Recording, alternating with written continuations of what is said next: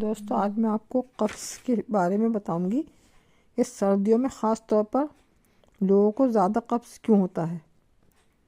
तो आइए देखते हैं इसकी क्या वजह है। सर्दियों में क्यों बढ़ जाती है कब्ज़ की परेशानी। गैस्ट्रोएंट्रोलॉजिस्ट ने बताई इसकी वजह।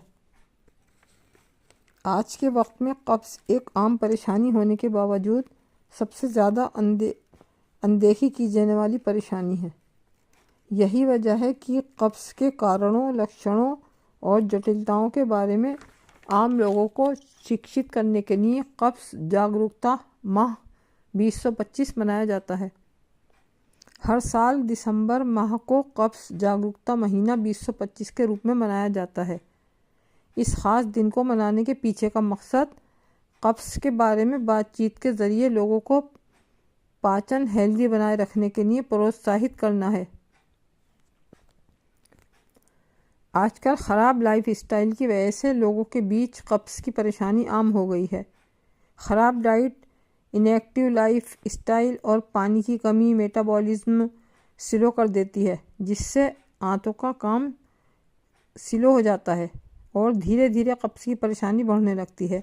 यही वजह है कि कब्ज़ के कारणों, लक्षणों और जटिलताओं के बारे में आम लोगों को शिक्षित करने के लिए कब्ज़ जागरूकता माह 2025 मनाया जाता है।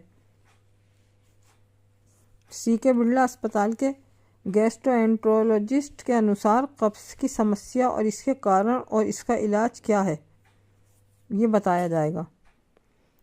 क्या होती है सीजनल कब्ज़ की समस्या। ठंड बढ़ते ही इंसान का पाचन तंत्र थोड़ा स्लो हो जाता है और कम पानी पीने से स्टूल कड़ा होने के साथ साथ बाथरूम का रूटीन भी गड़बड़ा जाता है। ऐसा इसलिए होता है क्योंकि ठंड के मौसम में प्यास कम लगती है, लेकिन ऐसा करने से शरीर में हल्की डिहाइड्रेशन हो जाती है और स्टूल सूखा हो जाता है, जो दिक्कत से पास होता है। इसके अलावा सर्दियों में हमारी एक्टिविटी भी कम हो जाती है। छोटे दिन, ठंडी सुबह और घर के अंदर रहने की आदत की वजह से मूवमेंट घट जाता है। इसी से कब्ज़ बढ़ जाती है। विंटर फूड हैबिट्स भी डालती है असर।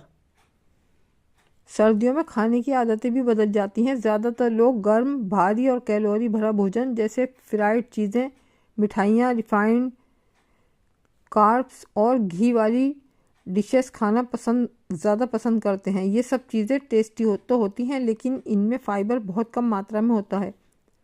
कम धूप मिलने से हार्मोनल बदलाव भी आते हैं, जिससे नींद, मूड और गट मूवमेंट पर भी असर पड़ सकता है। कब्ज़ को कंट्रोल करने के तरीके। डॉक्टर सग्गू कहते हैं कि थोड़ी सी सावधानी से सर्दियों की कब्ज़ को आसानी से कंट्रोल किया जा सकता है, लेकिन इसके लिए सबसे ज़रूरी चीज़ खुद को हाइड्रेट रखना है। इसके लिए आप गुनगुना पानी, हर्बल चाय और हल्के सूप दिन भर पी सकते हैं।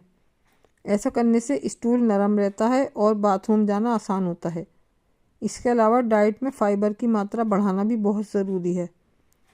डाइट में शामिल करें ये चीज़ें: संतरा, अमरूद, नाशपाती, गाजर, चुकंदर और हरी सब्जियां पाचन को बेहतर करती हैं। ओट्स, मिलेट्स, अलसी और चिया सीड्स भी स्टूल में बल्क बढ़ाकर कब्ज़ की समस्या को कम करने में मदद करता है। वर्कआउट भी ज़रूरी। कब्ज़ को दूर रखने के लिए हल्की फुल्की एक्टिविटी भी ज़रूर करें।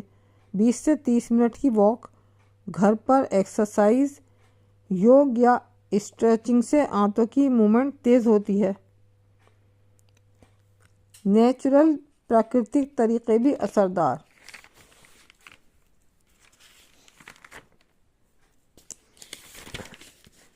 कब्ज़ से राहत के लिए कुछ नेचुरल तरीके भी अपना सकते हैं, जैसे रात को भिगोए हुए किशमिश, अंजीर, प्रून गर्म दूध में घी या सोने से पहले 1 चम्मच इसबगोल लें। हालांकि ऐसा करते हुए उनकी मात्रा का ख़ास ख्याल रखा जाए। रोज़ एक नियमित रूटीन पर जागें, जैसे उठने का, खाने का और सोने का टाइम गट को सेट करने में बहुत मदद करता है। इसके अलावा सर्दियों में बहुत ज़्यादा तला भुना, प्रोसेस्ड और मीठा कम खाएं।